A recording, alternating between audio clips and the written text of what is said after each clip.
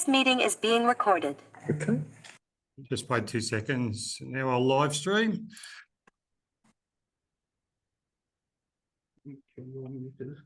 Excellent.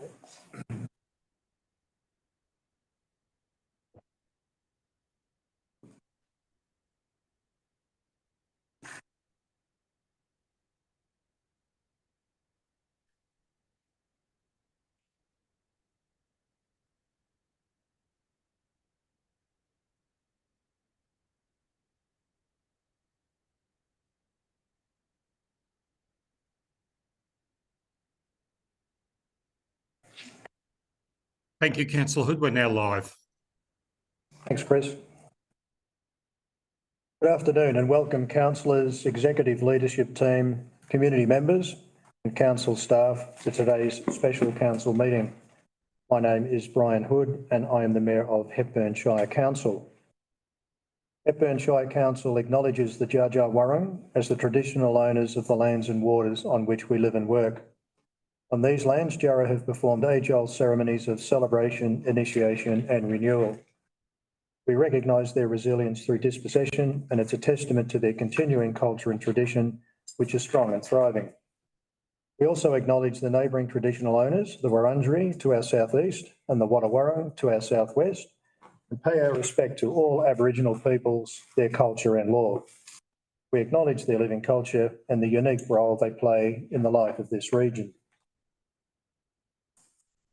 I now invite councillors to stand and read the councillor statement of commitment.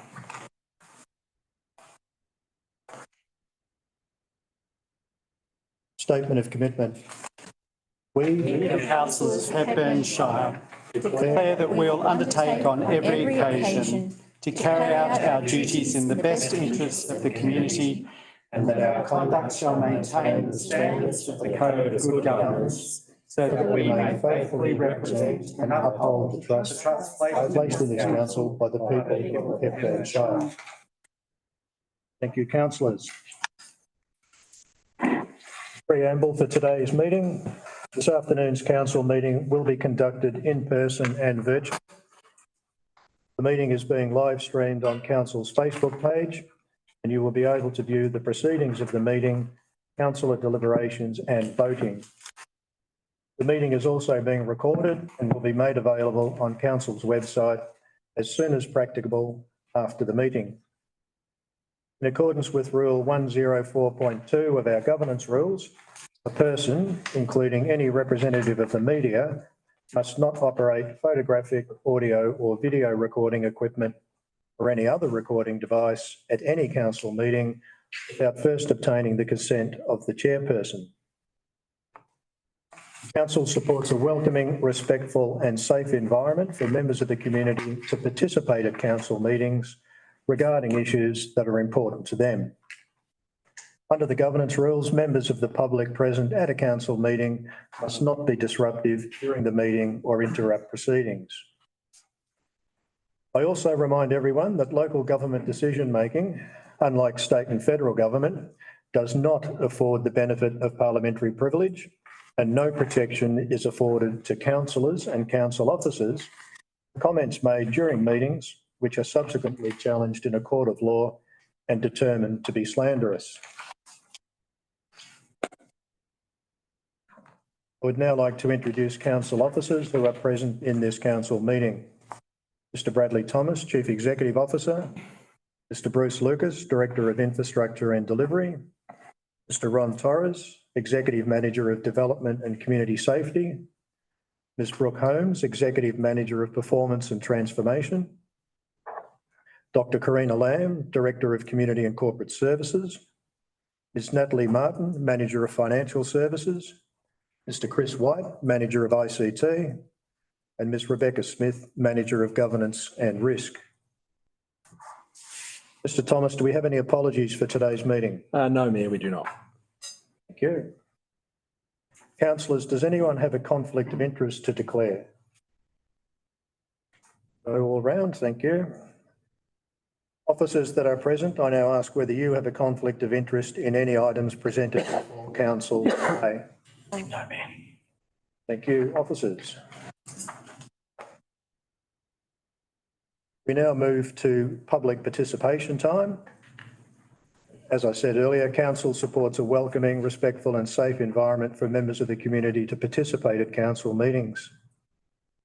I would now like to call upon Heather Mutimer to address council. Welcome, Heather. I didn't realise I was going to be first up.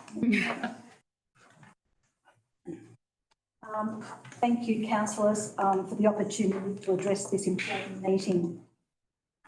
Like others in the community, I am shocked and rather saddened by the state of affairs facing Hepburn Shire. Clearly, something has gone wrong in the 4-year term of this council. Some would say very wrong. The financial figures are proof of this. There's been too much spending and too much borrowing. It is obvious Hepburn Shire has been living well beyond its means. The predicted 9.9 million deficit for 2023-2024 compared to approximately 2.5 in 2022-2023 is frightening. And having read the so-called financial vision, it gives little confidence that all will be well into the future. Contradictory, ambiguous statements also do not provide reassurance that more big spending and borrowing is not on the horizon. There is too much blame on the wrecks, storm events and other external forces as excuses for this terrible state of affairs. And as real as some of these may be, they are far from being the only reasons. Poor decision-making and mismanagement by this council has played a significant role, and council needs to acknowledge and face up to this. In the vision document, it is stated, throughout council's term, and in particular between November 2023 to August 2024, councillors and officers have been working through strategic levers and options available to ensure council remains financially viable in the short, medium and long term. Yet in this year's budget, adopted only a few months ago, it committed to borrowing another $5 million and committed to creating a new officer position. Why should the community now bear the brunt for what some will say irresponsible decision-making? In the dying days of this council's term, the community is being expected to swallow the possibility of a 10% plus rate rise. It is a desperate and unfair expectation. There is no evidence that the community has endorsed the notion of such a massive hike, nor is there evidence that it is warranted. How is this figure reached, we ask? Council will need to demonstrate in its application to the ESC, and I quote from the ESC, how views of ratepayers and the community have been considered in proposing a higher cap. So how will council demonstrate this? As even the results of the flawed survey show that a majority did not want a 10% increase. Council is choosing the massive rate rise option without having put on the table a mix of other possible solution scenarios. If by some chance council is successful in being granted a significant rate rise, then the impact on the community should not be underestimated. It will push people to the edge. Anxiety is mounting even at the thought of it. And there is no doubt property owners will shift the increase to their tenants. The road ahead for Hepburn Shire is indeed troubling, but a poison chalice is being handed to this next group of councillors. Thank you, Heather. I'd now call upon Dr. Jennifer Beecham to address council. Welcome, Jennifer. Thank you. I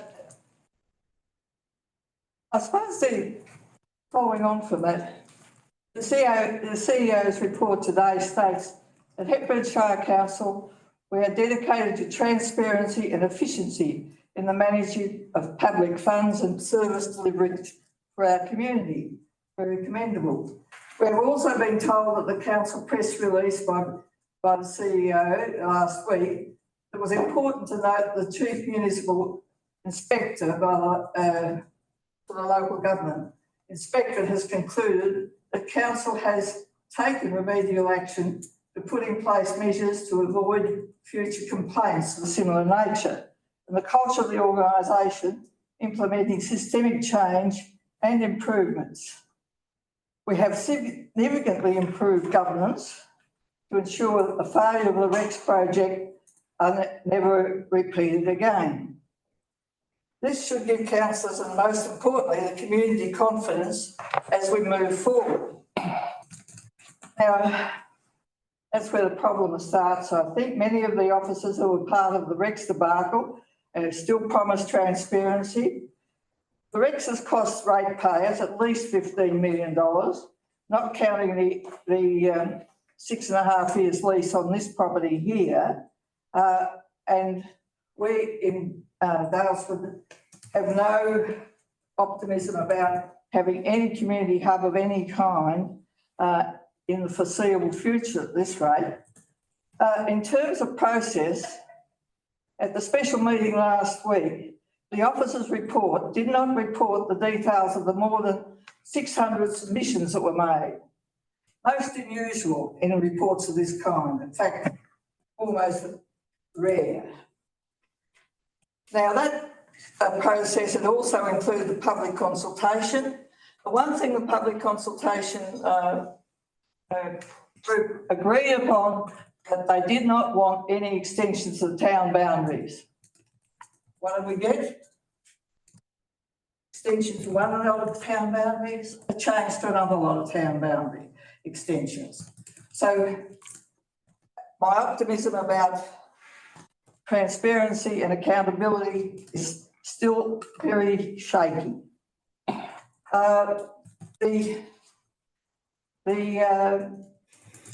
There's a recent one though, there's in the last few weeks of consultation going on with the traders.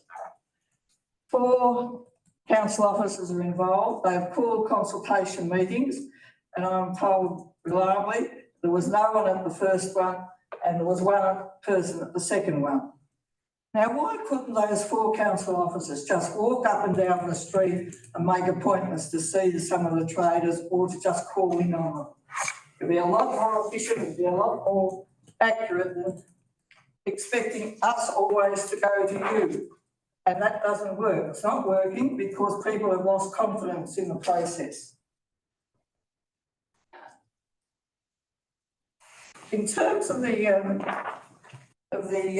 Hepburn Matters FOI, which is in this term of the council, we received 1,400 pages. 1,000 of those were totally redacted.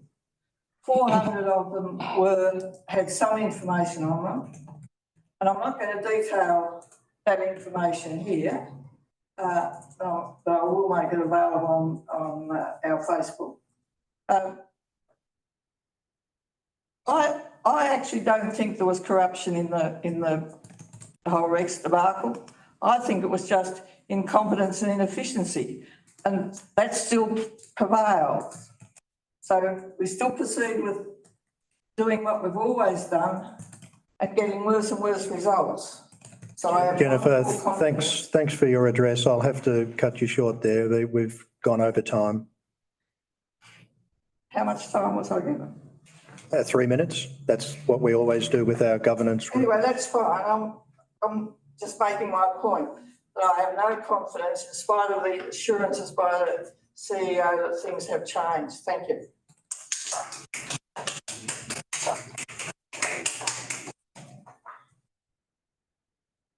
We will now hear questions that have been received from members of the public in accordance with our governance rules. Chief Executive will read out the questions. I will read out Council's response. Thank you. So question 1 and 2 are from Mr. Ian Gouldy. Question 1, if Hepburn is too small to be able to pay its way, what steps have been taken to get the state government to split it up and attach to larger shires? Council's response is Hepburn Shire Council is not actively seeking to amalgamate. You will note that Council has made detailed submissions to both the state and the federal government inquiries into the financial health of the local government sector. And you also note that part 2 of the officer's recommendation before this meeting acknowledges the serious financial constraints facing Victorian local government and commits to continued collaboration and advocacy with state and federal governments to ensure the long-term financial sustainability of the sector and Hepburn Shire Council. And question 2, the appendix in the financial vision on income and expenditure shows that after a cash shortfall of 9.8 million last year, for each of the next 9 years, there's more than enough cash to pay the bills. So why is there a need to increase rates?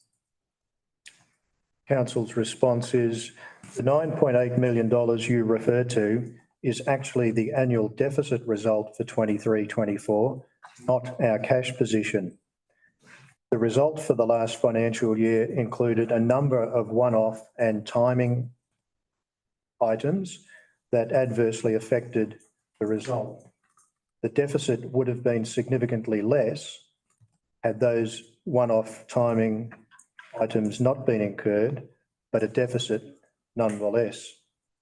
The statements in the appendix incorporate the proposed rate cap variation and the reduction in service expenditure totalling $4 million from 25-26 onwards, as outlined in the financial vision document.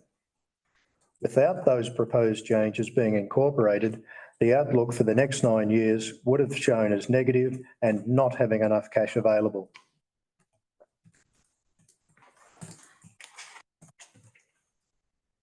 Mr. Ken Warren may be in person. Yes, we now take question 3 from Mr. Ken Warren. Welcome, Ken.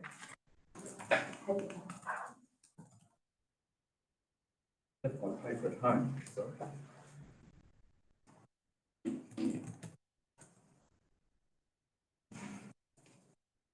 I've got the, Technology. do have your question here in hard copy if that's easier. Would be, yeah. Thank you.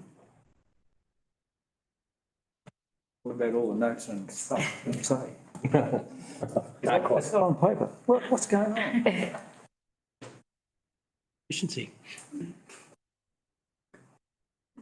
Close my phone because it's about to go flat. Thank you.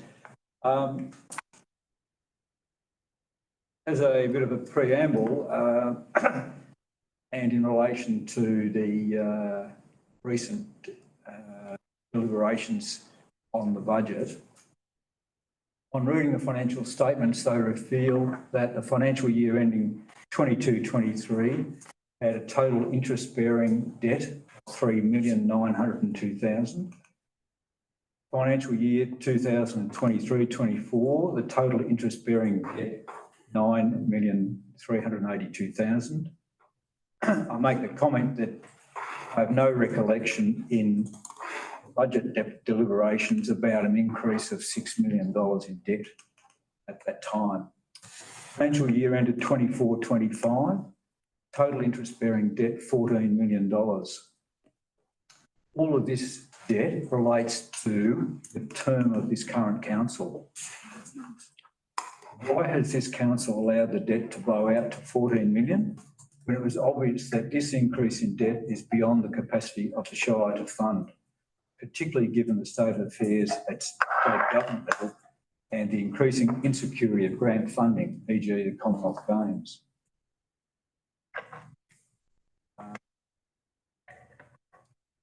I take it that's your first question, Ken? Yes. Thank you. And I'll provide the response that... Want me to read that out?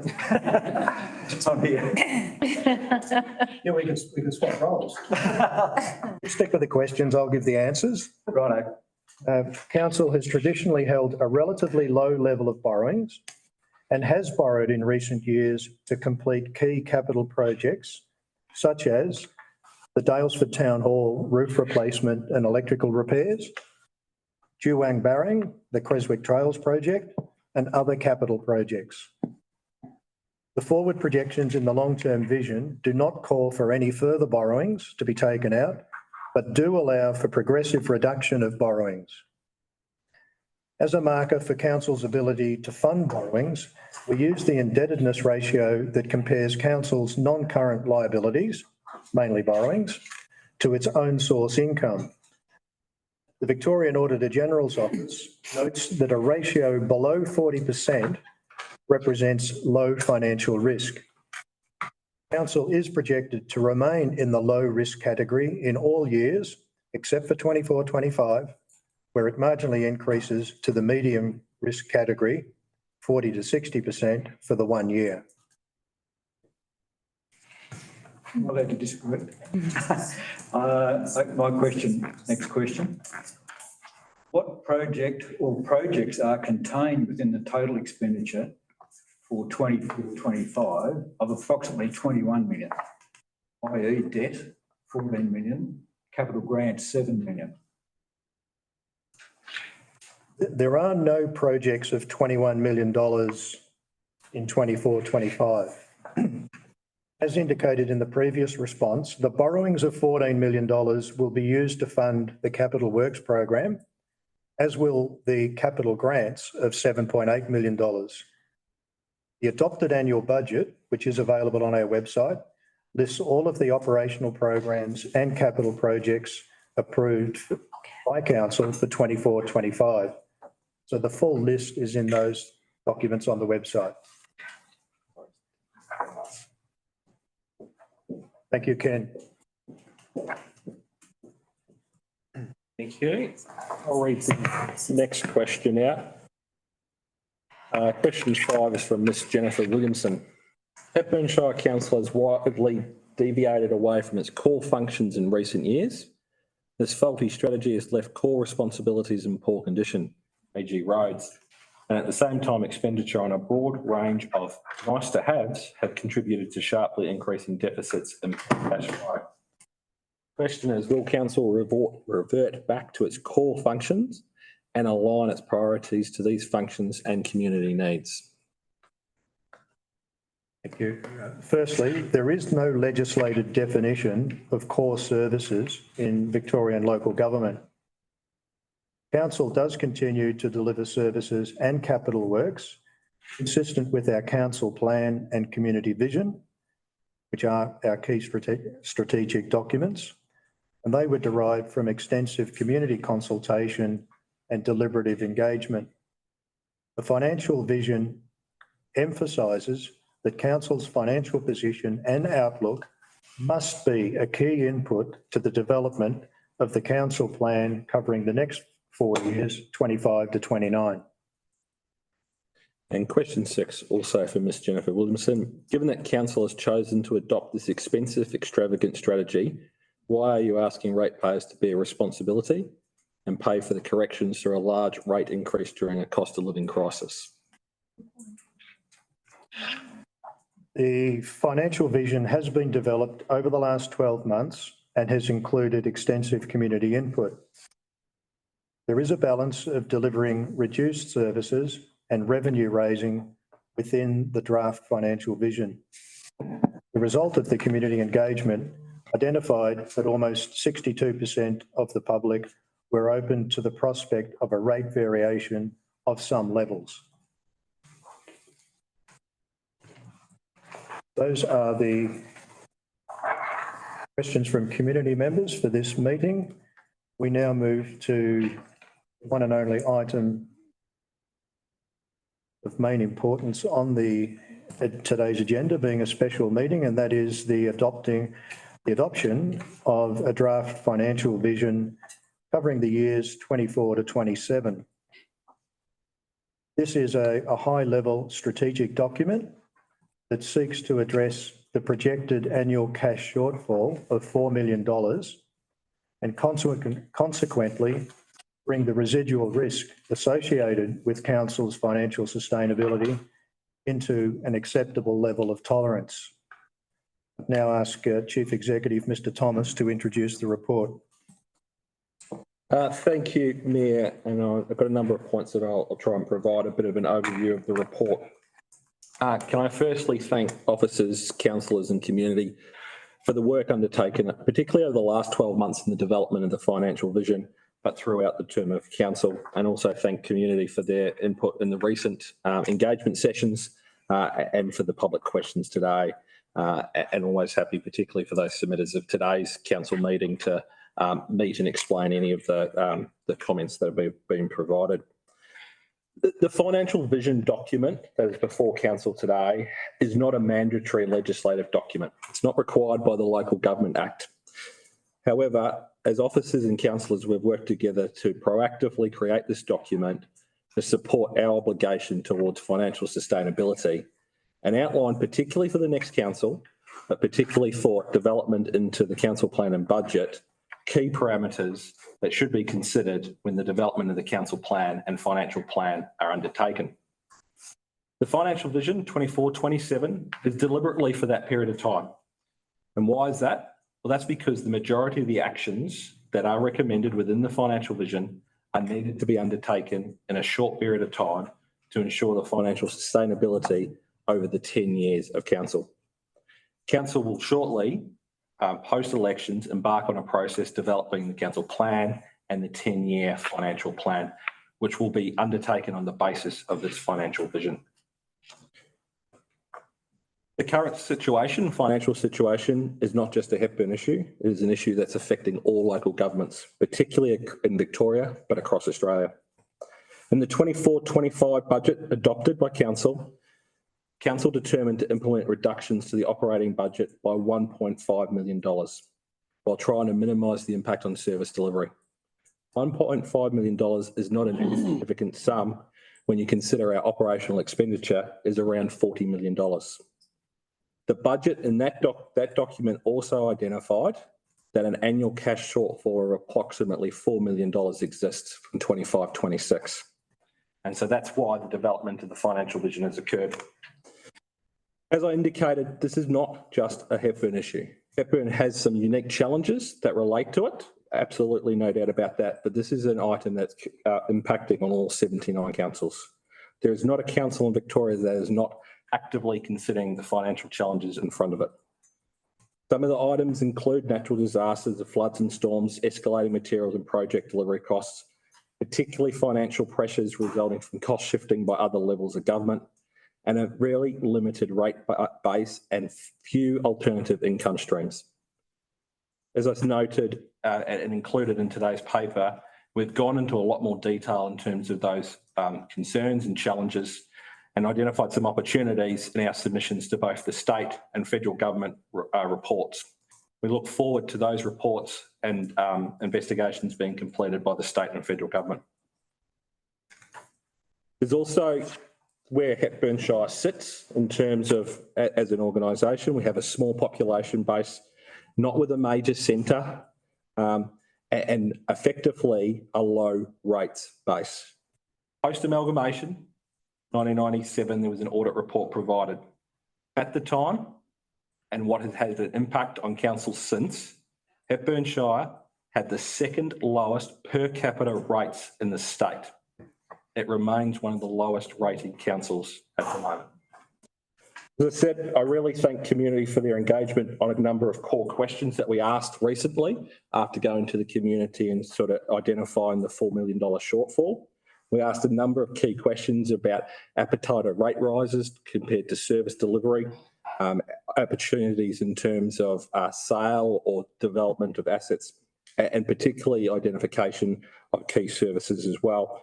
There's a detailed engagement summary included in today's report, and a lot of that findings have been a key input to the decision making that we have before you today. We talk in the financial vision around the levers that a council has before it, and they are actually really limited in terms of dealing with the financial sustainability of council. But I'll go into the items that have been considered by council, particularly over the last 12 months. And in no particular order. We have considered and looked at disposal of surplus assets. This council does not have an extensive land and building portfolio. A majority of its financial assets are roads, bridges, drainage that can't be sold. Council will continue to do a piece of work in terms of looking for opportunities for its sale of land and building assets, but we also understand that's a point in time. It doesn't fix the ongoing operational requirements. Capital works funding, absolutely. This council over the last 5 to 6 years has undertaken a number of major projects that have been wanted by this community and a number of major projects that have been significantly funded by state or federal government funding as well. But the level of capital works funding cannot continue into the future. The capital works proposed in the financial vision before council today is based on funding of renewal first. That means looking after the current assets that we have and not investing in significant new or upgrades. There is capacity within the financial vision to be able to respond to major generational assets, major upgrades or new assets, but they will need to be significantly grant funded to do. Borrowings, it's another key lever that's available to council, and there's certainly great pressure from the state government and other tiers of government to make sure that the balance sheets of local governments work hard. The borrowings that have been taken out for the key infrastructure projects over the last few years has significantly increased our debt. But as the Mayor indicated earlier, we still remain in the low risk rating for debt repayment. However, just because you have debt, you've got to be able to repay that debt. And our cash position over the 10 years does not allow us to undertake significant new debt. And this financial vision has been put together based on no new debt within the next 10 years of the financial vision. Alternative revenue sources are really limited in local government. Rural Councils Victoria recently undertook a worldwide search to look at other local governments and identified that local government have very limited alternative revenue sources. We will continue and look for opportunities where we can outside the traditional rates and grants. Can I just please confirm that we're still online? The two other items that are significantly levers before council are operational services, the services that we deliver. Yes, we're still online at the moment, so there is a couple of issues with TVs and we'll look at that. So.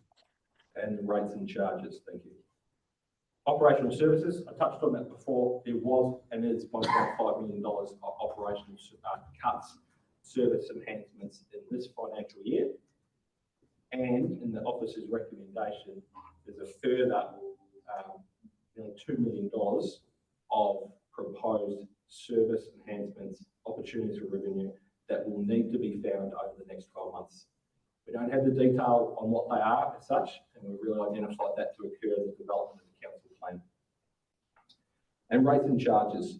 There's two components that are being really identified in the financial vision. And of course, officers and councillors absolutely understand communities' capacity to pay. And I hope we can identify that the levers that we've identified previously that I've spoken about, the raising of additional revenue through rates was not the first choice. The community engagement did show that 61% of the respondents were open to some form of rate variation, and that did vary in terms of various percentages. And we were very mindful that a lot of the feedback was received that services are key to our community. And with a $4 million gap, we've come up with a recommended balance between the two. The other component that sits within the financial vision is the waste charges. State government have issued new ministerial guidelines, which effectively will change what can be included within waste charges or not, and the resolution responds to that. What I can assure councillors and community is that the resolution is really based on a basis that there's no additional revenue to council as part of those changes. From here, council, before you is the financial vision. As I said, it's for a short term in terms of the implementation. There's still a number of steps that would need to be going through. I talked about in terms of the rate variation, that will be put to the Essential Services Commission. We are confident that a quality submission can be put to the ESC to outline why a rate variation would be required. There's also a process to go through our council plan where we would further need to identify how that nearly $2 million worth of operational savings would be achieved within our organisation. And it's really important to note that council is obligated and will undertake deliberative engagement for the development of the council plan, the community vision, the asset plan and the long-term financial plan over the next 6 to 9 months. Delivery of engagement and community engagement is mandatory under the Local Government Act and the council plan, vision and long-term financial plan to be undertaken in that. There is a detailed officers report before you, councillors. There's also a number of key attachments that we've hoped to provide certainty to both councillors and the community that the recommendations that we've come to in today's meeting have not been thought up in 5 minutes. They have been thoroughly investigated. There's a lot of detail in there. There's the service catalogue and service map, which have been developed, and I commend the report to councillors for debate. Thank you, Mr Thomas. Councillors, are there questions? Councillor Bray. Sorry, through you, Mayor, we are having some technical difficulties by the looks of things. I wonder if we could just call for a break for 5 minutes so we can attend to that, so we make sure that we stream the council. That we have a 5-minute break. Suspend orders, moved by councillor Bray, seconded councillor Henderson. We'll take a 5-minute or so break until we get the technology right.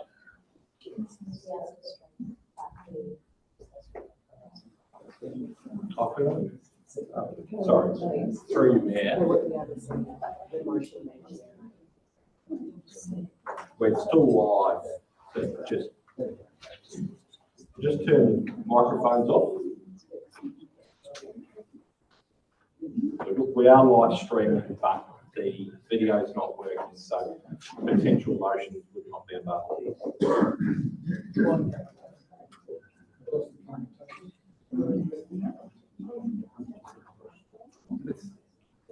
Just the camera, don't worry about the camera.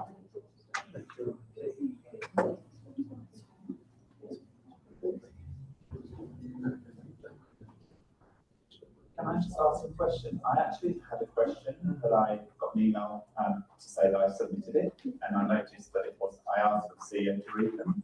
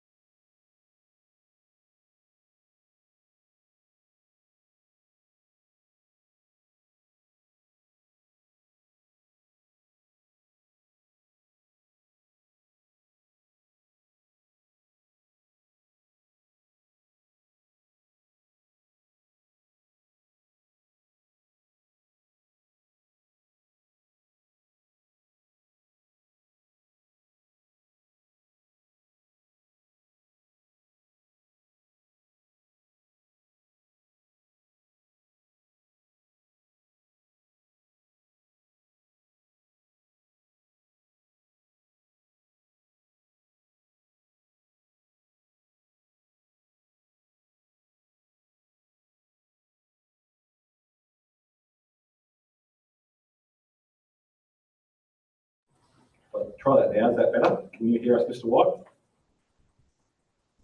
Yes, certainly can hear you. We're often. And we're live streaming? Yes.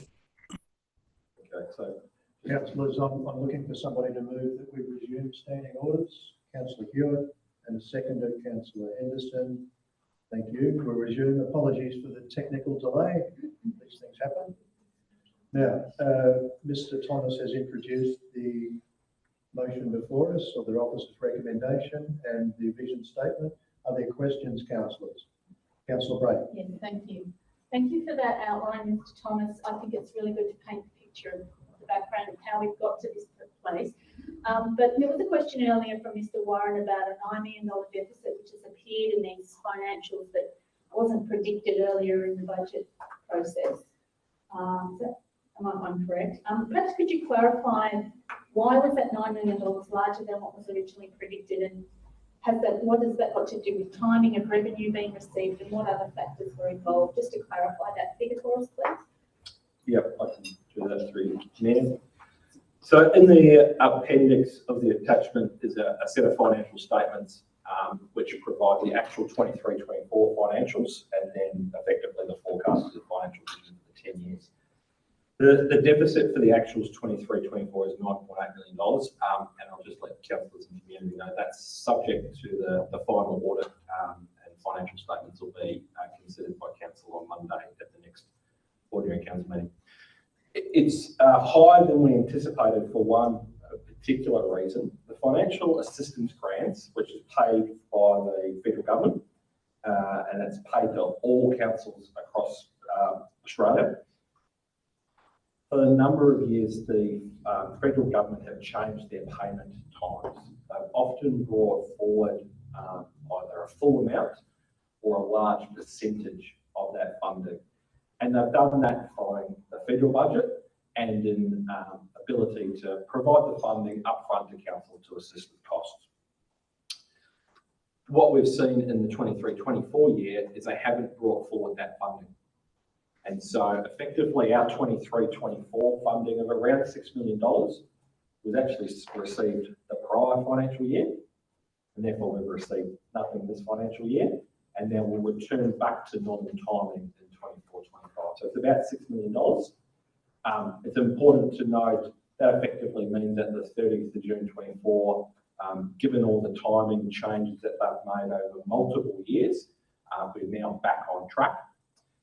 And there's also a bit of an abnormality with the Australian accounting standards is that with revenue, you must account for it when you actually receive the money. Now, we received this money in July, therefore after the financial year of 30th of June, and therefore it will be in 24-25. So the deficit, excluding that, returns to sort of low $3 million. And off the top of my head, I think the budget for this year, given the timing of other capital works and other projects, was expected to be a touch over $5 million. So it's actually a real timing issue with the timing of the financial assistance grant. Thank you, Mr. Thomas. Councillors, are there any further questions? Councillor Dryden. Thank you, Mayor. Thomas, there's been comments today from the community about irresponsible spending in our term for years. I'm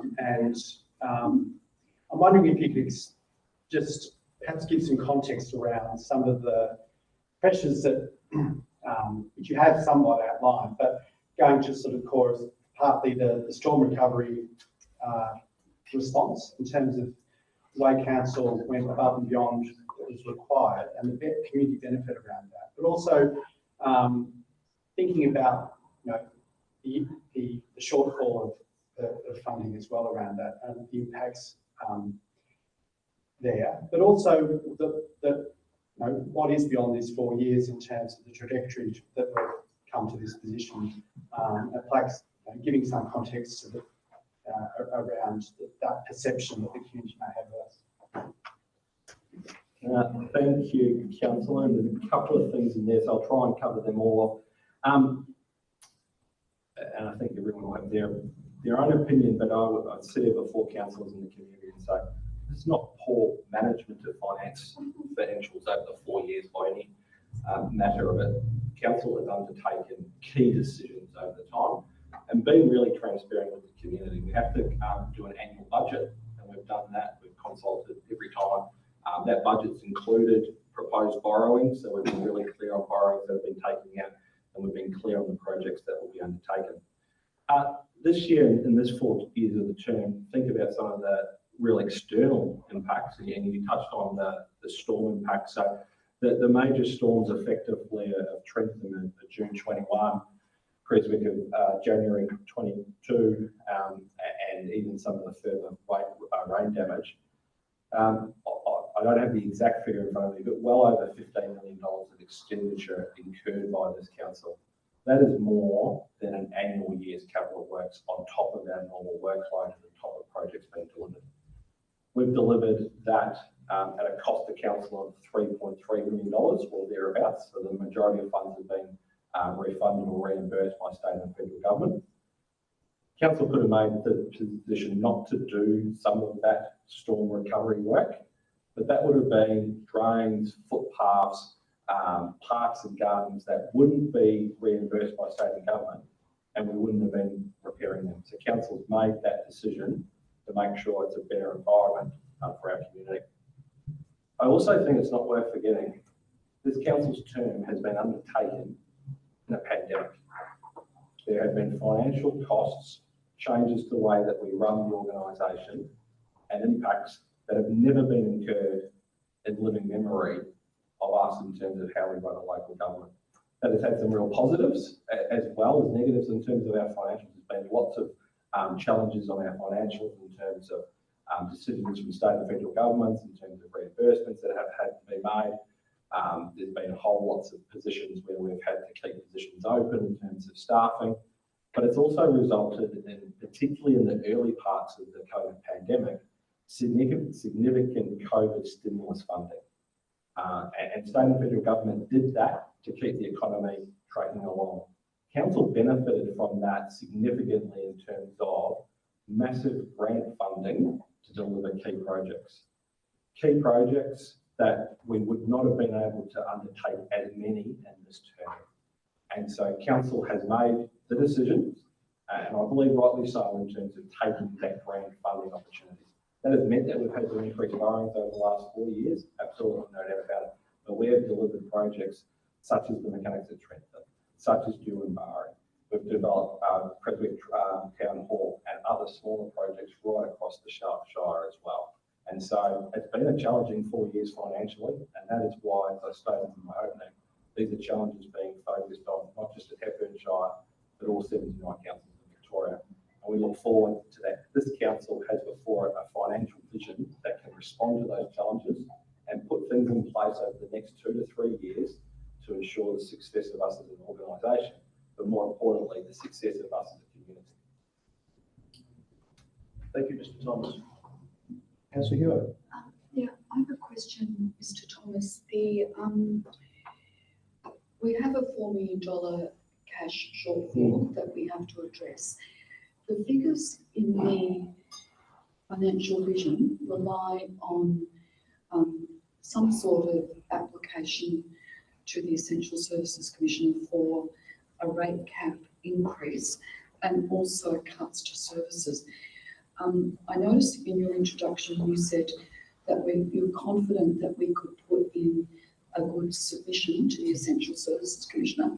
And you also mentioned that these difficulties, financial difficulties, are being experienced by all 79 councils. Given that the financial vision is accepted, the reliance on the Essential Services Commissioner accepting that submission is critical in my reading of it. And you're confident that we can put in a good submission. How confident are you that the Essential Services Commissioner will accept that?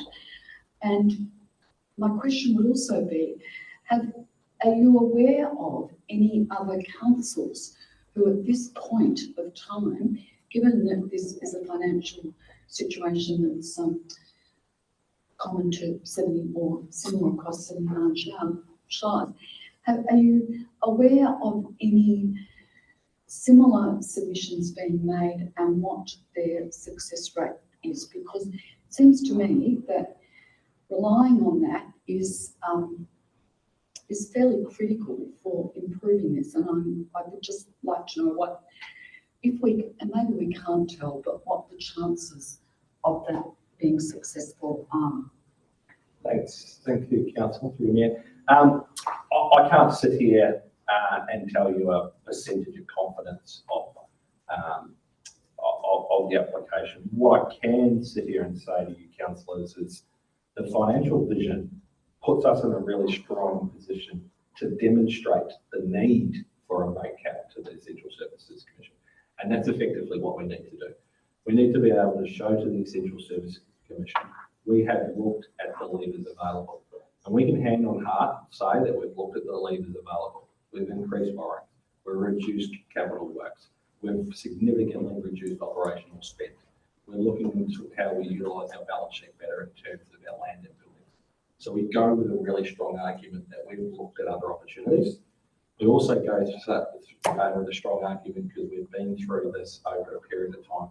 So that's why I feel confident we will put a strong argument to the Essential Services Commission. There haven't been applications in recent time to the Essential Services Commission, and you can absolutely understand why that has been over the last 5 years in terms of councils working through particularly pandemic and other issues. There haven't been submissions put through to the Essential Services Commission. That doesn't say that we shouldn't do that just because of that. It'll be a challenge. It'll really test officers in terms of putting information together. But what we're saying is that we will do that. We can do that in the timeframes available so that it can be considered for the 25-26 budget.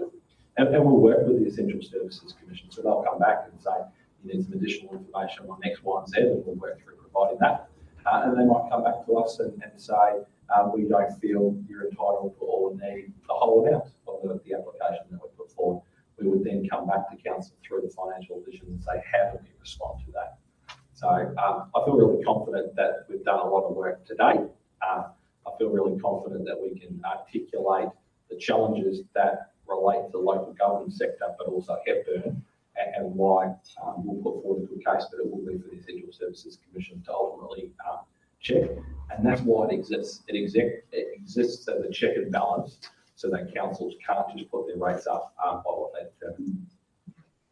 Thank you, Mr. Thomas. Councillor Brown. Yeah, just on the Essential Services Commission, just earlier this year there was a change, or the government announced there would be a change to the way that waste charges would be assessed and collected, which led to some consternation in local government because of the need to change the way they declare or charge waste rates, or create a waste charge in their rates.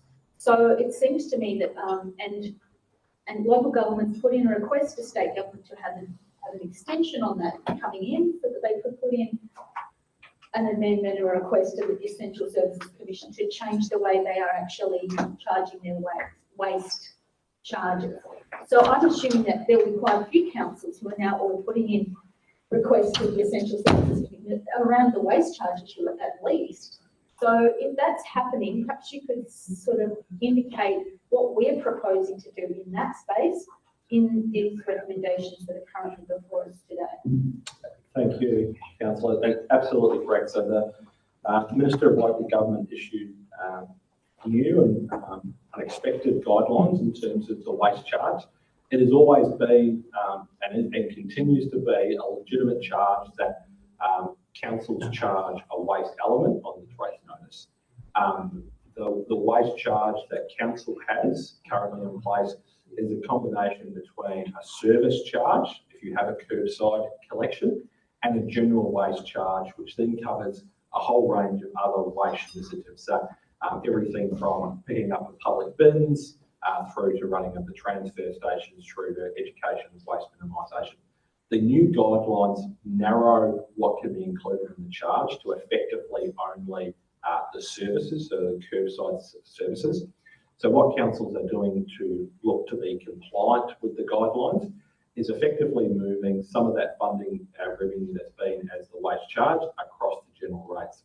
Part 11 of the officer's recommendation before you commits to doing that application to the Essential Services Commission. But I think it's really important that the last component is noted to be revenue neutral to council. This is not about creating more revenue. This is really effectively moving it from one line item of a waste charge to general rates. And we're doing that to now ensure compliance with changed ministerial guidelines. And I do know there are other councils that have already have got similar resolutions to start that process. And there's been a number of conversations happening with the Essential Services regarding the waste charge component. Yeah. Thank you, Mr. Thomas. Do you have another question, Yeah, Councillor Bray? just to clarify, that means that there will be no increase in rates, charges to residents around the waste charge. It will just move from one column to another column. In totality, important to note in terms of when it moves from a charge to general rates, it will be impacted by the valuation of property, but the overall total will be the same. My second question is really, I mean, in the report, there is a recommendation to increase rates by amount, and that will obviously impact those who are already struggling to meet the rising cost of living.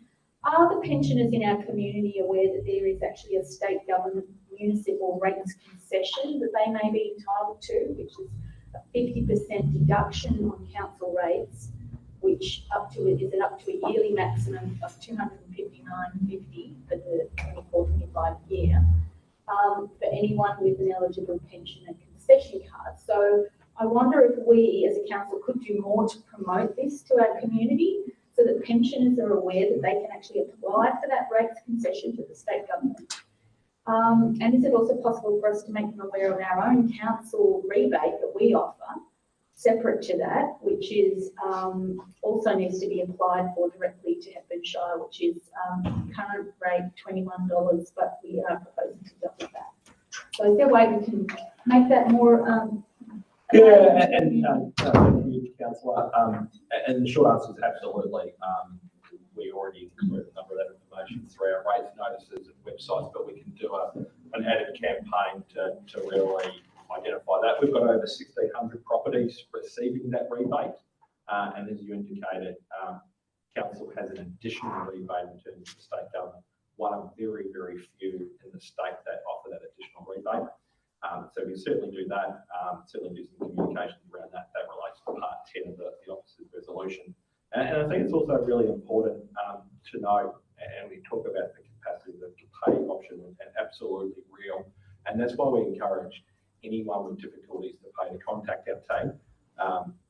Rates are a form of a tax and obviously available to pay our services, but we've got opportunities to work with ratepayers in terms of payment plans. We can do set up direct debits. We can work through easy ways of paying as well. So, and that would be, I'd say that whether we're considering the financial vision or not, we can help if people pick up the phone and talk to us through that, and it's all anonymous, and we can work through the support that's needed as well. So encourage ratepayers to do that. Thank you, Mr. Thomas. Councillor Dry. Thank you, Mayor. Thank you, Mr. Thomas. Another question for you.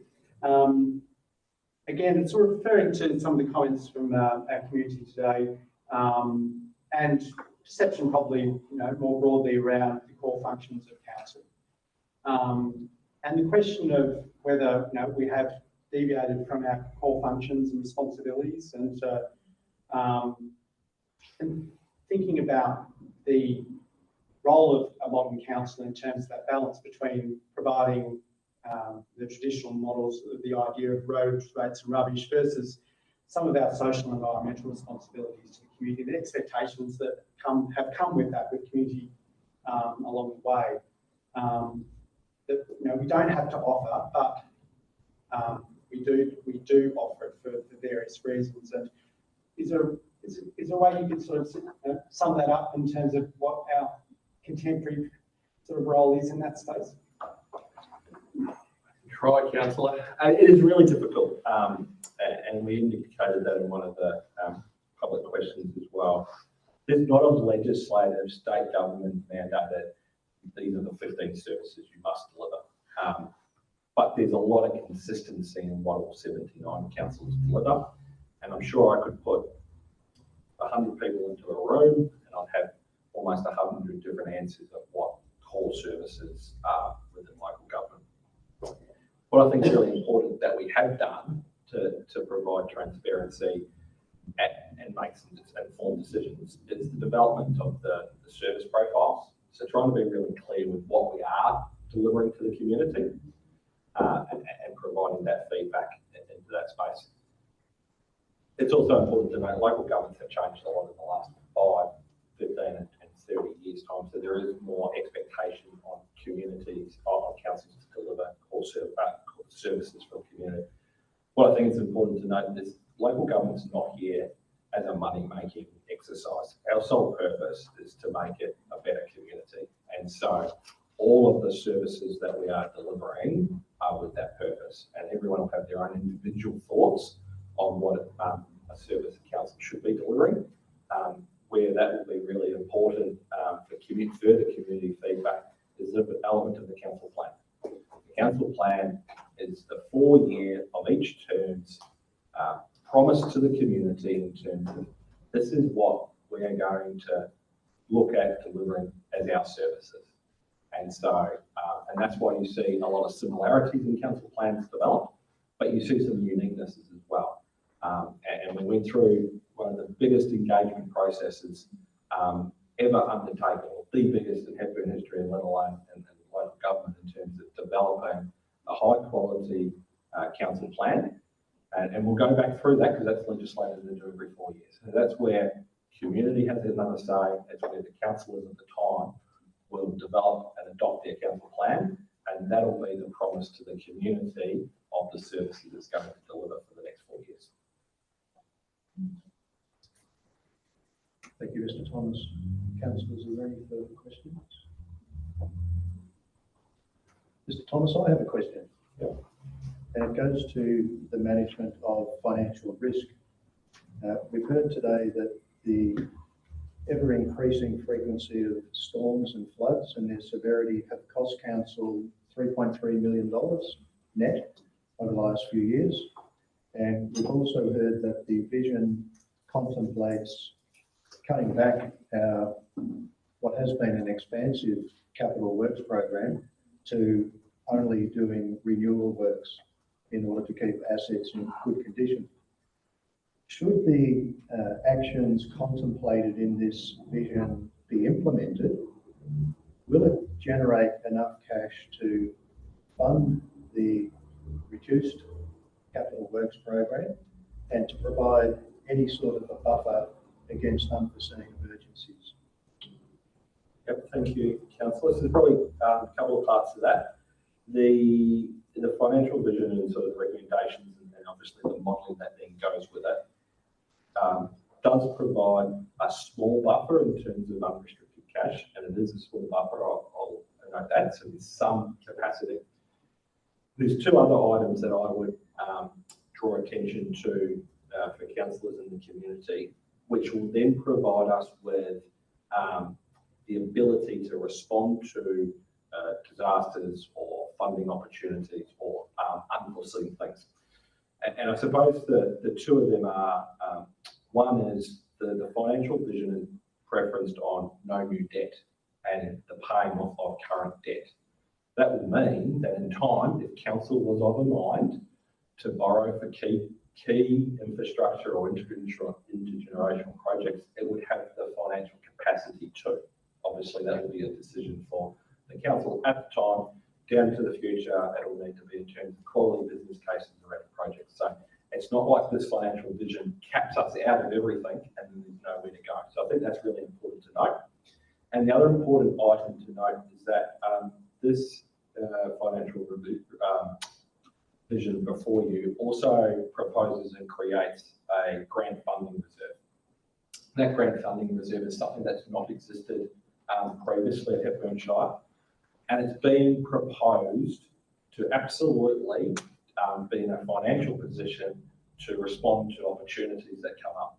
That grant reserve from 26-27 has some funding being allocated to it, and that's funding that council at its discretion through the budget process would be able to then draw down from that financial reserve. So we feel comfortable in terms of the financial vision modelling that we've put together.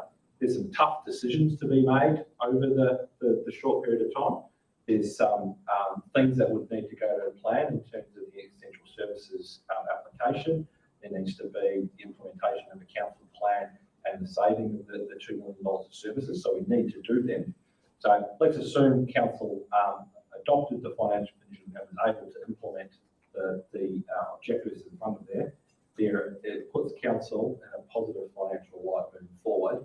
It delivers on our renewal. There's funding to do that, and it allows some capacity to respond to key items. And I must admit, if you think about the last 4 years, the response to natural disasters and response to COVID, that wasn't budgeted or planned for. We came back to council and had conversations around this was our plan of what we were going to deliver in terms of capital works or what we were delivering in terms of projects. And we said, now we've got these items that we've got to deal with. And council made decisions at the time to say we can defer these projects or we can move out these projects to respond to those challenges. That, no doubt, will need to continue over the next 10 years as well. Thank you, Mr. Thomas. Councillor Hewitt, you have a question? Possibly an unpleasant question, Mr. Thomas. In the financial vision, as it's been put out, as it's been documented, what room is there, or what strategies, or how will the incoming council be able to respond if the application to the Essential Services Commission is unsuccessful? And maybe let's hope for the best. Yep. No, I think it's a really good question, so thank you, Councillor. Council would then need to come back and consider of the other levers, what did it want to move more? So if you think about it in terms of responding in operational savings at currently at $2 million, council may make the decision, well, okay, if the Essential Services Commission was 300,000 short, we might have to find $300,000 additional operational savings. Council might say, well, there's some timing that we can do in terms of that grant that reserve that I just spoke about. Maybe that doesn't get created for another couple of years. So it doesn't. There's capacity within the financial vision, and there's capacity within the strategic documents that council needs to develop every year and plan to respond to what's happening. The financial vision is really important and provides us some real guidance in the next period of time, but it doesn't lock council into key decisions each year as part of the budget process as well. So there's options if we went that way. Thank you, Mr. Thomas. Councillors, are there any further questions? Councillor Bray. Thank you.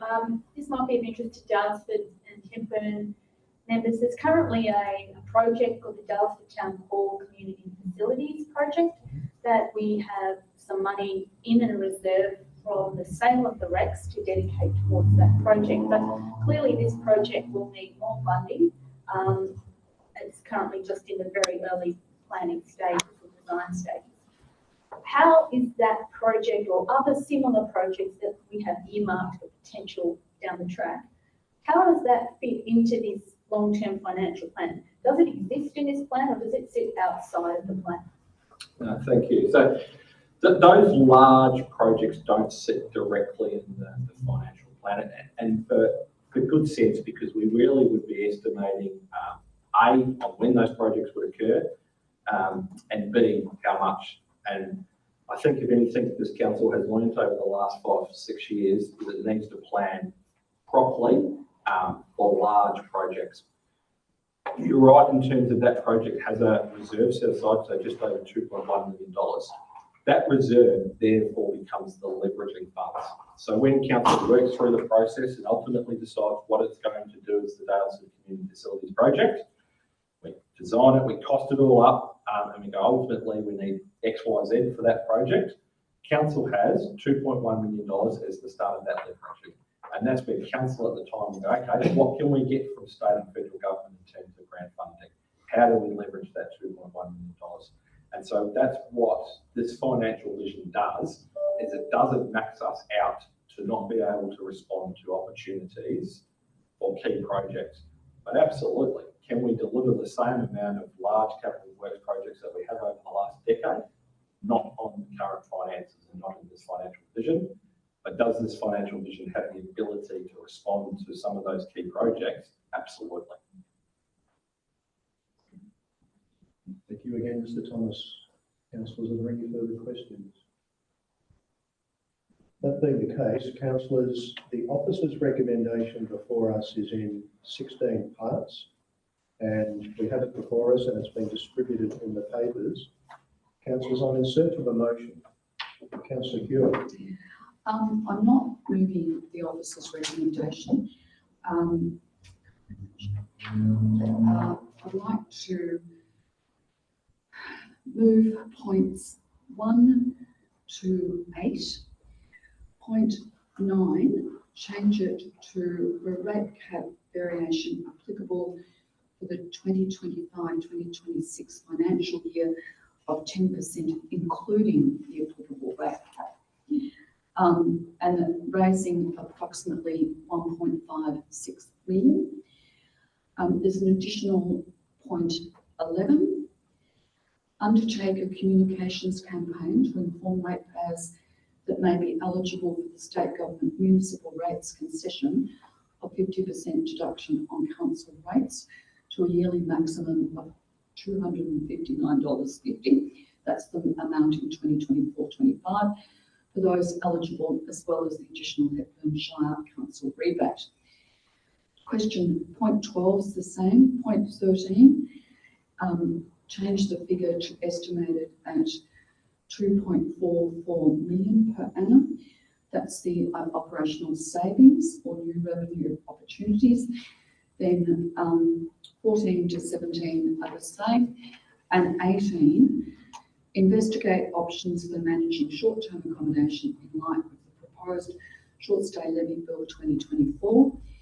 This includes assessing potential revenue opportunities, the impact on local housing markets and local amenity, with the aim of ensuring benefits for the Hepburn Shire community. 19, continue to explore the leasing or sale of available land, if any, to obtain social benefits, including social and affordable housing land use opportunities, and or financial returns for Hepburn Shire. Can I just say, including but not limited to social and affordable housing land use opportunities, and or financial returns for Hepburn Shire, ensuring compliance with council's acquisition and disposals of land, disposal of land policy. And 20, continue to explore options that diversify funding sources by exploring partnerships and other models with value-aligned organisations, and additionally examines opportunities for shared service models with neighbouring councils and other entities to increase operational efficiencies. Thank you, Councillor Hewitt, for that motion. I'm in search of a seconder. Councillor Henderson. Councillor Hewitt, you wish to speak to the motion? I do. We clearly have a $4 million annual cash shortfall that exists from 2025-2026. Officers and councillors have been looking at levers for the last 12 months, but as indicated in the budget, is borrowing of $5 million and operational cuts of $1.5 million in this financial year. I have a lot of sympathy for the comments that Ms. Heather Mutimer raised about this, because as I mentioned at the time, I think we should have done more to address that at the time, and then there would have been less requirement now for changes. The Mayor said at the time, we've kicked the can down the road to September, and here we are. Yes, 61% of the people who responded to the financial plan supported a rate increase, but when you look at it, it was nowhere near 10% plus the rate cap. If I had moved the officer's recommendation, 52% of the increase would have been borne by ratepayers and 48% by cutting operational services. So 2.08 million would have had to come from ratepayers. In this motion, 39% is borne by ratepayers and 61% is not. But I'm actually not happy about that. But I recognise the financial position that we're in. As the report details, rates are actually a property tax, and it's no indication of people's capacity to pay. Property values in the east of the Shire have gone up, and so those ratepayers in the east of the Shire will pay proportionately more because they've increased at a higher rate. For example, median sale prices in Trentham are now just over $1 million. In Glenlyon, they are too, and in Dalesford, they're around 900,000. In Creswick, they're just over 500,000. Okay, so the property prices in the east are much higher. The 2021 census, surprisingly, indicates that Dalesford residents have a much lower weekly income than those in Creswick. So they'll be paying more, but with less. We know that people with an eligible pension card are entitled to some rate benefit from the state government. And that's great, and I applaud the motion that makes that more widely available, except that an eligible pension card only applies to people on an aged or disability pensions or carer pension or Veterans Gold cards. That is a very small proportion of the population. I am aware, anecdotally, of a number of people who are not eligible for that sort of income relief, who are actually really struggling, and for whom, even at a small number of dollars per week, will actually make a significant difference to their capacity to cope. The Good Grub Club, I rang them this morning. They're providing hampers in Dalesford alone to 100 people a week. The 5,000 Club is providing food for 35 to 40 people a week. They are people who are already struggling, but it's not just them. You talk to any of our small business owners and they're cutting back. You can see the number of empty shops in Dalesford increasing, and people are cutting their business or changing their business model. And our small businesses, small private businesses, employ a significant number of our people. So whilst I have moved this motion, but not at the rate that the council officers have put in their recommendation, I remain seriously concerned about the capacity of our community to pay, particularly, well, just everybody, but the figures that I've indicated about the difference in property prices, because rates is a property tax and the lower income makes it difficult for that particular section of the community, and particularly for our long-term residents who have lived here for many, many years, who may have inherited properties, but who probably have relatively low incomes anyway, but their property prices have gone through the roof. I do, however, recognise that the Shire financial position does need some response and some adjusting and some managing of it. I remain concerned about whether it'll be successful with the Essential Services Commissioner, and I would urge the incoming council to look very seriously about what sort of services we provide in a way that we haven't done to date. Thank you, Councillor Hewitt. Councillor Henderson, you wish to speak? Yes, thank you. Thank you, Mayor, and I must apologise. I had an allergic reaction to something I ate at lunchtime. However, it's not going to stop me this particular time. I must say I haven't missed a meeting in 16 years, and I don't intend to go home from this one. So I did listen very carefully, and that's the importance of having our public participation time where people can come in and actually share their views. I know they can come on email, I get thousands of those. So it's a little bit different in person, and people being able to stand up and look us in the eye and say, this is how we feel. It's very important. Now, added to this proposed rate rise, we've had increases in the things that people get on their rate notice, like the fire levy, which isn't our levy, it's a state government levy, but it's doubled up. We've had our FOGO bins added. We've had increases in the waste charges and collection. So that's what our people look at, the bottom line. They don't just look at what the actual rate is. So I find people, and I know that we have to perhaps have a lower medium price, but the people are suffering just the same. And Mayor, I've said this many times, it breaks my heart to go and see some of the people that I represent who can't afford to turn their heater on, who can't afford on a hot day to have the air conditioner going, if they've got one. But they can't afford the basic heat, they can't afford to be spending money on increased price of wood, things like that. It's all the cost of living. And added to this, we now have the unfortunate position of saying, well, we've got to increase your rates. And look, I'm not going crooked at the staff. They've done their recommendation, and that being 12.5%.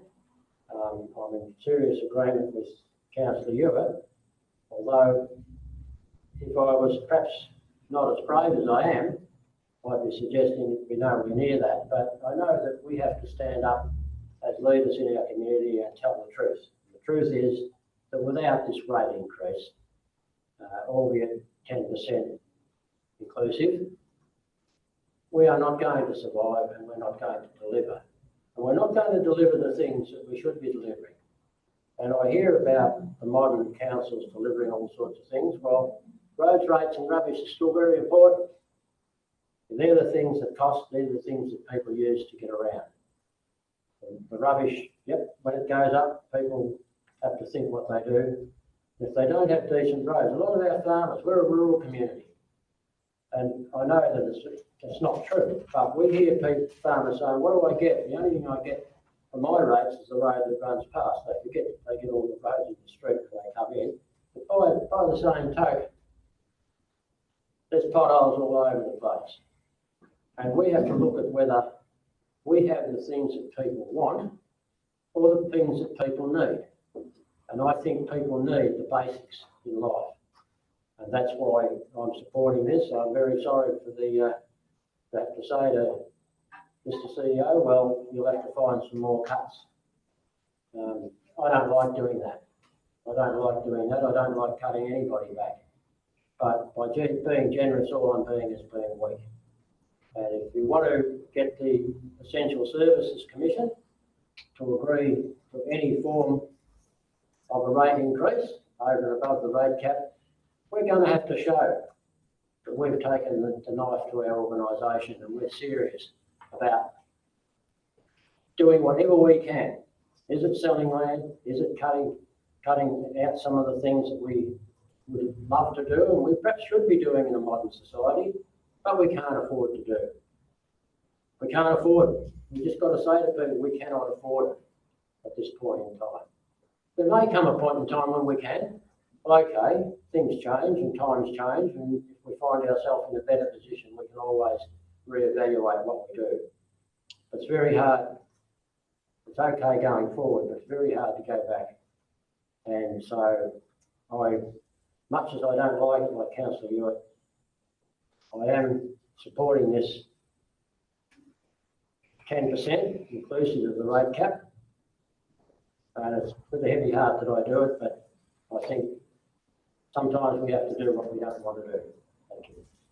Thank you, Councillor Henderson. Does any other councillor wish to speak to the motion? Councillor Halliday. Thank you, Mayor.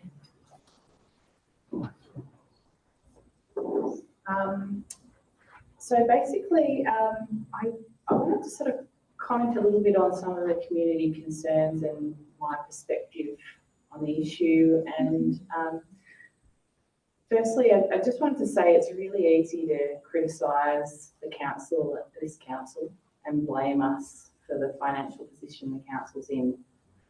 This council inherited many capital projects that weren't our decision, such as Creswick Trails, as well as a pattern of underinvestment in important areas such as strategic planning and IT. The only project this council made the decision on was the mechanics at Trentham.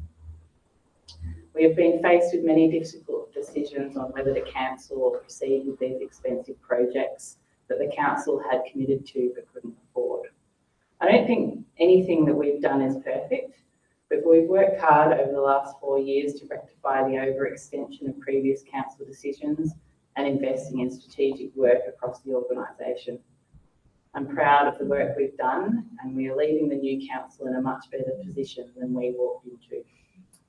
We have stripped back the capital projects, we've started the process of service reviews, and we've brought the Shire back to a realistic position. We could have just kept the blinkers on and kept saying, well, everything's okay, but we haven't done that. We're passing on the groundwork and tools for the new council group to proceed with bringing Hepburn Shire back to functioning within its means, which will involve service cuts and or rates increases. This report that we're voting on today is a summary of the work that we've done in this space. However, it'll be up to the next council to decide what rate rise, if any, is applied and what cuts to services will be required. Thank you. Thank you, Councillor Halliday. Any other councillor wish to speak to the motion? Councillor Bray.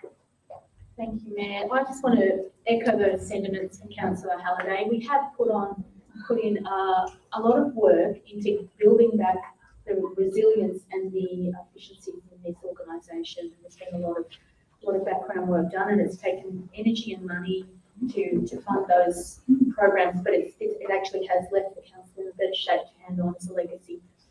I agree. So in speaking to this motion, I want to say that I do understand the anxiety in the community about the prospect of rate rises. And we are all very aware of the stresses to households and businesses in this cost of living crisis. No one wants to raise rates, and I would argue people don't really want to lose valuable council services either. But this is actually not a problem that's just suddenly emerged in the last 4 years. When we first came onto council, one of the very first conversations the CEO had with this new councillor group was that we might want to consider raising rates to stay financially viable. That was 4 years ago. So this problem already existed before we even came onto council, and we were made aware of the challenges that this small rural shire was facing back then. The CEO has outlined already some of the background to this situation about our low rating status at the beginning of the rate cap introduction. We've been falling short for many years, and that shortfall as the years go by just keeps compounding. Our moderate annual rate increases are not even keeping up with CPI or the increased costs of materials and labour expenses. So bringing the rates up will actually bring us back in line with the rising cost of doing business in Victoria and more in line with other rural shires of a similar size population to ours, because even now we are still one of the lowest rating councils in Victoria. As the CEO mentioned, this isn't just a Hepburn issue. This is being experienced and impacted by every council in Victoria. Why have we made choices and decisions we have over the past 4 years? This council's responded to the feedback we heard from the community when we developed our council plan, and that was a result of strong community feedback on what the expectations were for this council to deliver. As the CEO said, this is one of the biggest community engagement exercises Hepburn Shire has ever undertaken. The ideas in that plan came from the community and were formed by a deliberative panel of local community members. And this was the plan that we used to guide our programs for these past 4 years. And with many excellent outcomes and many great achievements for the community. And as the CEO said earlier, the purpose of a council is not a money-making venture. The purpose of a council is to increase the well-being of the people who live and work here. The recommendations in this report are twofold. One is to put in a request to raise rates, and the other one is to cut costs significantly for council's operations. This motion will mean that there's potentially $2.4 million in cuts to council services, which might perhaps relate to staffing cuts. It might relate to program cuts that currently support our community. This impact will be felt in many areas, perhaps where we least expect it, and we won't really appreciate what we have until it's gone. So I don't want to raise rates, and I don't want to cut vital council services which support our community. But with this proposal, what we've tried to do is find a balance that will keep this council viable into the next 10 years. Thank you, Councillor Bray. Does any other councillor wish to speak on the motion? Councillor Dryden. Thank you, Mayor.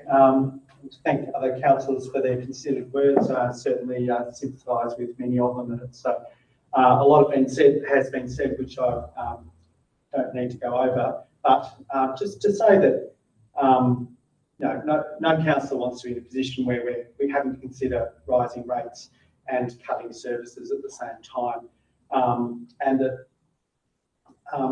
we understand in Hepburn-Shire that it's not just about one or the other. We value social and environmental services, and we all want better quality roads and a good rubbish service. This does try and strike a balance between those two sort of options. And I'm too proud of our council term and some of our achievements, but also acknowledging, as Councillor Halliday mentioned, some of the projects that came with the job, that whether we liked it or not, they needed to be done and completed. When we talk about some of the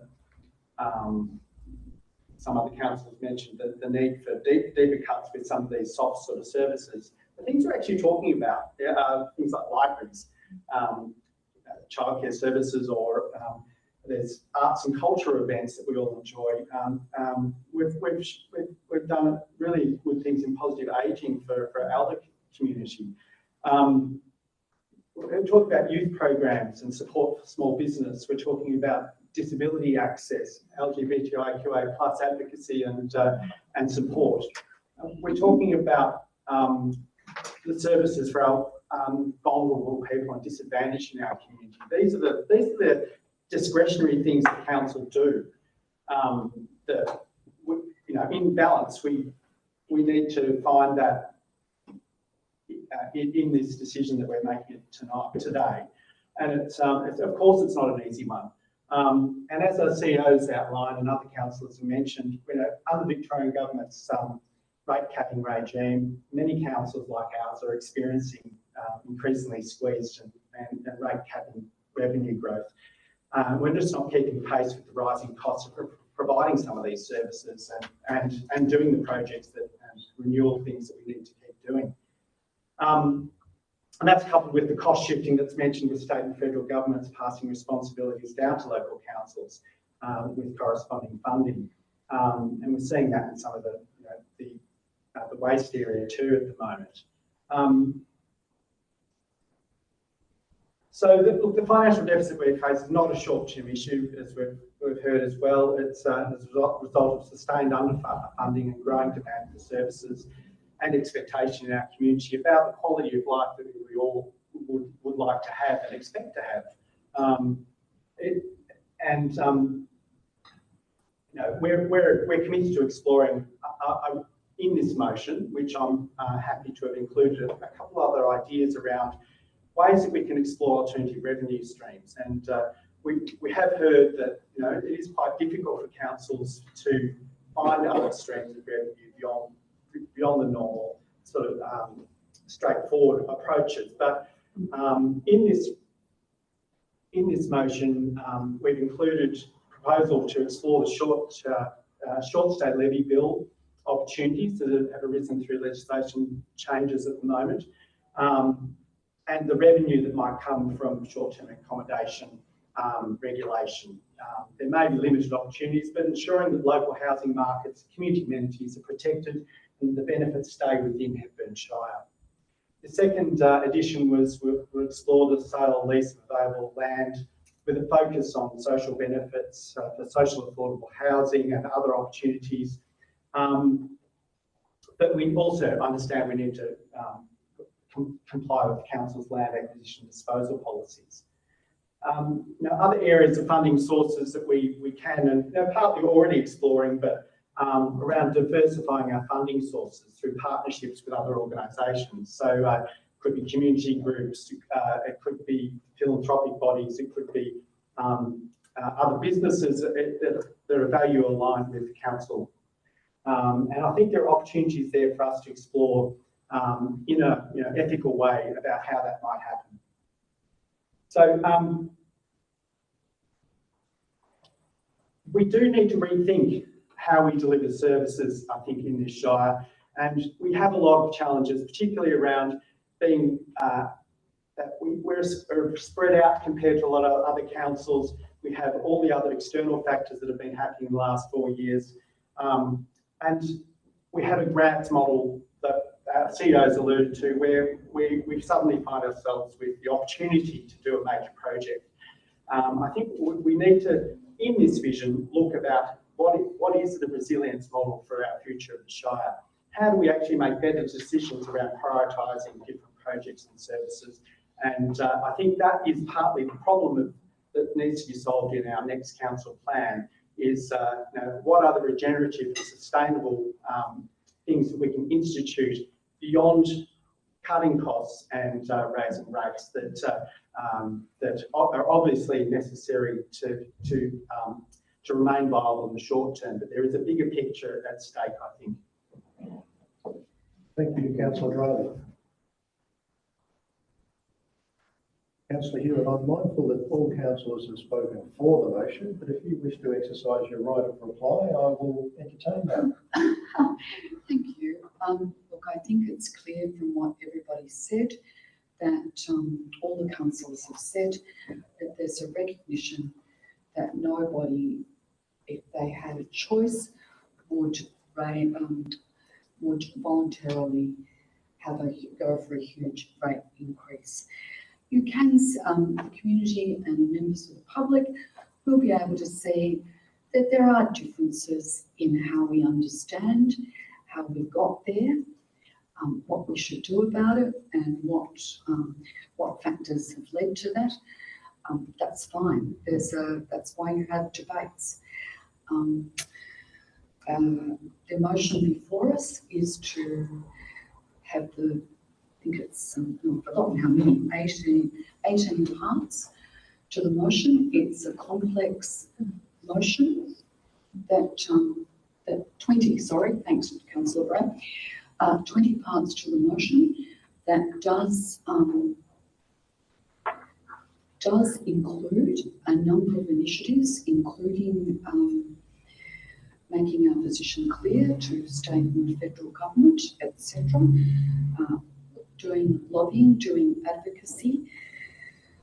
I still think that my initial points about the impact on the community and members of the public and ratepayers is perhaps something that we have not fully acknowledged, that it is a community at all levels that is struggling with cost of living increases. You said a number of our indicators in our financial performance, but as all councillors have indicated, this is what's needed at this point to ensure the Shire's viability.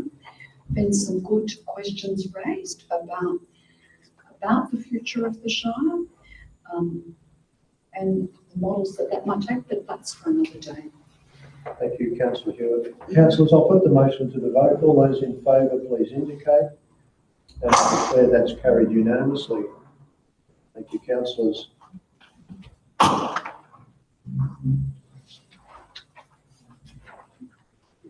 There being no other items on the agenda, I declare the meeting closed at 3:40 p.m.